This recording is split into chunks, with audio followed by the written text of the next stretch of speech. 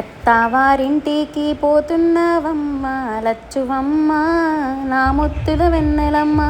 ఆ అందరూ పారిపోకండి, నేను ఇంకా పాడనులే, జస్ట్ ఏదో సిచ్యువేషన్ కోసం అంతే.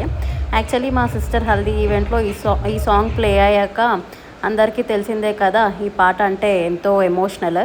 ఎందుకంటే ప్రతి అమ్మాయి జీవితంలో పుట్టినింటి నుండి మెట్టినింటికి వెళ్ళడం అనే మూమెంట్ కామన్ కదా.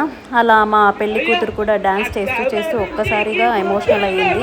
కానీ ఆ ఎమోషనల్ మూమెంట్ని మా కౌశిక్ బాయ్ ఫుల్ కామెడీతో మార్చేశాడు. అక్కడ నుంచి మళ్ళీ హల్దీ ఈవెంట్ ఫుల్ జోష్లో మారిపోయింది. ఇంకా